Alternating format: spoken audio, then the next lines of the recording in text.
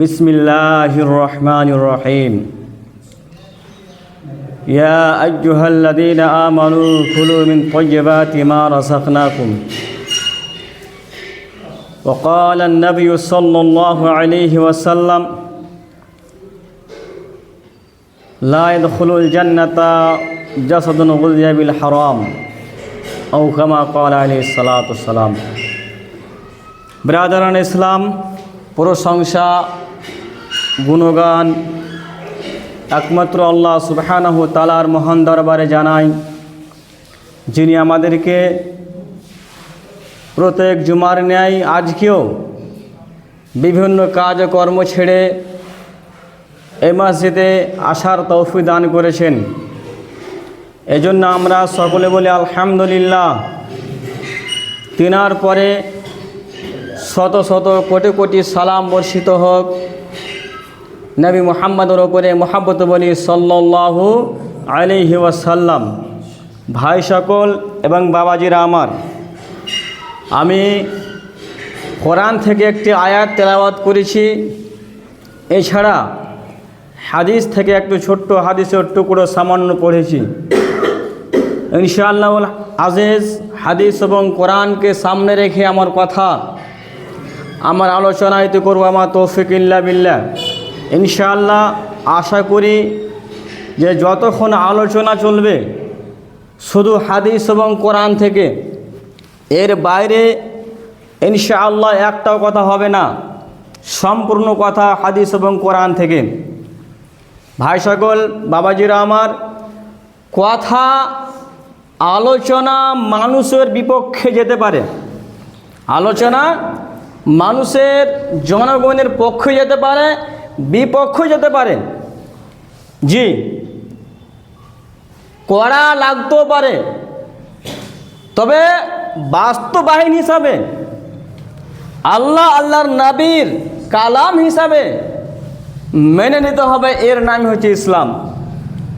মানুষকে লাগতে পারে, কড়া লাগতে পারে, যেহেতু আছে আল হক মুররুন, হক বাত কড়বি হতি হ্যায়। হক কথা মানুষকে লাগে, মানুষের কলিজা ছিদ্র হয়ে যায়, তবে বাস্তবায়ন হিসাবে আল্লাহর নবীর কালাম হিসাবে মেনে নিতে হবে। এটাই হচ্ছে সঠিক, এটাই হচ্ছে নিয়ম। তবে আমার আজকে বিষয়টি হালাল এবং হারাম সম্পর্কে থাকবে। ব্রাদারান ইসলাম, মর্মে কয়েকটি হাদিস ইনশাআল্লাহ আপনাকে শোনাবো। এছাড়া কোরআন থেকেও কয়েকটা কোরআন আয়াতের তরজমা সহ ইনশাআল্লাহ আপনারা শুনতে পাবেন। তবে আল্লাহ সুবহানাহু ওয়া তাআলা বলছেন কালাম পাকের ভিতরে, সূরা মায়েদা 90 নম্বর আয়াত, আল্লাহ তাআলা বলছেন ইয়া আইয়ুহাল্লাযীনা আমানু, হে মুমিনগণ, যারা এক আল্লাহকে স্বীকার করেছো, যারা এক আল্লাহকে মেনে নিয়েছো এক আল্লাহ হিসাবে। আল্লাহ সুবহানাহু ওয়া তাআলা এই জায়গাতে এই কথা বললেন না ইয়া আইয়ুহান নাস। নাস মানে হচ্ছে মানুষ, সে যেই জায়গার হোক না কেন, যেই কোনো মানুষ। কিন্তু এখানে আল্লাহ সুবহানাহু ওয়া তাআলা ব্যতিক্রম করে তিনি ঈমানদার ব্যক্তিকে ডাকলেন, যে যারা মুমিন ব্যক্তি, যারা ঈমানদার, তারা শোনো কান খুলে। কি বলছেন? ইন্নামাল খামরু ওয়াল মাইসির ওয়াল আনসাব ওয়াল আজলাম। ইন্নামাল খামরু, নিশ্চয় শরাব, নিশ্চয় মদ, ওয়াল মাইসির, এবং নিশ্চয় জুয়া, ওয়াল আনসাব, এবং মূর্তি পূজা করা, ওয়াল আজলাম। এরপরে আল্লাহ তাআলা বলছেন লটারি খেলা। এই চারটা জিনিস আল্লাহ সুবহানাহু ওয়া তাআলা এই সূরা মায়েদার 90 নম্বর আয়াতে উল্লেখিত করে দিলেন। সারা পৃথিবীর মানুষকে, সারা দুনিয়ার মানুষকে এই কথা জানিয়ে দিলেন যে চারটি জিনিস হচ্ছে রিজসুম মিন আমালিশ শয়তান। এগুলো হচ্ছে একমাত্র শয়তানের আমল, এইগুলো হচ্ছে একমাত্র শয়তানি কাম। ফাজতানিবুহু, তোমরা এই নোংরা কাম থেকে, জঘন্য কাম থেকে তোমরা বিরত থাকো, বেঁচে থাকো। আল্লাহ এই পৃথিবীর মুমিন ব্যক্তিকে বললেন। তারপরে বলছেন যে লাআল্লাকুম তুফলিহুন, যদি তোমরা বাঁচো এই সমস্ত ঘৃণা কাম থেকে, তাহলে জেনে রাখো তোমরাই হবে সফলতা অর্জনকারী, যাতে করে তোমরা সফল পেতে পারো। তাহলে এই আয়াত দ্বারা বোঝা যাচ্ছে এই নোংরা 4খানা কাম আল্লাহ গনিয়ে দিলেন। জি, বিষয়টা খুব ভালো করে শোনার চেষ্টা করবেন। ব্রাদারান ইসলাম খুব জটিল বিষয়, এই বিষয় খুব জটিল ও কঠিন বিষয়, মেনে নিতে হয় আমাদেরকে একটা একটা করে। ব্রাদারান ইসলাম এই 4টা জিনিস আল্লাহ গনিয়ে দিলেন। এখন এই 4টা জিনিস আমি বললাম আপনার সামনে, এইগুলা জিনিস কি আমাদের মধ্যে আছে কি নাই? জি, যারা আমরা এই সমস্ত জিনিসে আমরা লিপ্ত রয়েছি, যারা আমরা এসব কাজ কর্ম করি, আমরা নিশ্চয় বুঝতে পারি যে নিশ্চয় আমরা সেই কামে জড়িত আছি। আল্লাহ যে আমাদেরকে গনিয়ে দিলেন যে 4টা জিনিস করো না, এই 4টা করতে গেলে পরে শয়তানি, তোমরা শয়তানের সাথে বসবাস করবে। সম্মানিত ব্রাদারান ইসলাম, 1 নম্বরে কি বললাম? ইন্নামাল খামরু, মদ পান করা হারাম, শরাব পান করা হারাম। তাহলে শরাব মানে কি? শরাব মানে ওই শরাব যে শরাব বোতলে পান করা হয়, যে শরাব গিলাস দিয়ে পান করা হয়, জি না, এই জায়গাতে শরাব শুধু এই শরাবকে বলা হয়নি। নবীজি যখন হাদিস পড়বেন, স্টাডি করে মোতালা করবেন, আল্লাহ নবী বলছেন কুল্লু মুসকিরিন খামরুন, প্রত্যেক নেশাবার যুক্ত হচ্ছে মদ।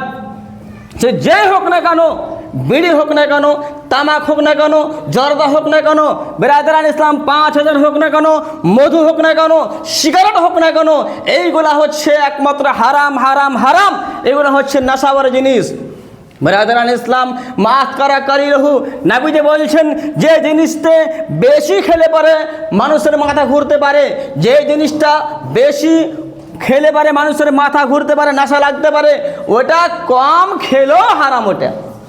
জি, আপনি এ কথা ভাববেন না যে বেশি করে খেতে গেলে পরে মাথা ঘুরবে আর কম খেলে পরে মাথা ঘুরবে না, তাহলে এটা জায়েজ নয়। যেটা বেশি খেলেও মাথা ঘুরবে, ওটা যদি আপনি কম খান তাহলে মাথা ঘুরবে না, স্বাভাবিক কথা। কিন্তু না, নবীজি বলছেন সেটাও হচ্ছে হারাম, সেটা খাওয়া চলবে না। যে নবীজির হাদিস অনুযায়ী যদি কোনো ব্যক্তি মদ পান করে, শরাব পান করে, তাহলে তার 40 দিন ধরে কোনো ইবাদত কবুল হবে না আল্লাহর নিকটে। কি বলছেন? যদি কোনো ব্যক্তি শরাব পান করে, জর্দা খায়, তামাক খায়, বিড়ি খায়, তাহলে ব্যক্তির 40 দিন নামাজ কবুল হবে না। আজকে মেডিকেল সায়েন্স প্রমাণ করেছে এই কথাকে, আজকে মেডিকেল সায়েন্স প্রমাণ করছে যেই ব্যক্তি একটা বিড়ি পান করবে, যেই ব্যক্তি একটা সিগারেট পান করবে, তামাকও খাবে, ওই ব্যক্তির ম্যাক্সিমাম 8 ঘন্টা ধরে কোনো প্রেয়ার কবুল হবে না। আজকে মেডিকেল সায়েন্স প্রমাণ করেছে। ব্রাদারান ইসলাম, আপনাকে আমি কী দিয়ে বুঝাই, আপনি কী দিয়ে বুঝবেন? আমি কী দিয়ে বুঝাই হাদিস কোরআনের কথা? আজকে মেডিকেল সায়েন্স প্রমাণ করেছে যে একটা বিড়ি পান করতে গেলে পারে ওই ব্যক্তির 8 ঘন্টা নামাজ কবুল হবে না, হবে না, হবে না, তার ইবাদত কবুল হবে না। তাহলে আপনাকে আমি কী দিয়ে বুঝাই? নবীজি বলছেন 40 দিন ধরে তার ইবাদত কবুল হবে না। তার আগে মারা গেলে কি হতে পারে? আপনাকে আমি কি দিয়ে বুঝাই? তার আগে মারা গেলে পারে জাহান্নাম যেতে হবে, জাহান্নাম ছাড়া কোনো উপায় নাই। শুনুন, হাদিস দিয়ে আপনাকে বুঝাই। নবীজি বলছেন সালাসাতুন লা ইউকাল্লিমুল্লাহু ইলাইহিম ইয়াউমাল কিয়ামা, কিয়ামতের মাঠে, বিচারের মাঠে আল্লাহ সুবহানাহু ওয়া তাআলা 3 প্রকার ব্যক্তির দিকে তিনি কোনো কথা বলবেন না। এত ঘৃণা ব্যক্তি, এত জঘন্য ব্যক্তি, এত শয়তানি ব্যক্তি, নবীজি বলছেন কাল কিয়ামতের মাঠে ওই সমস্ত ব্যক্তির দিকে আল্লাহ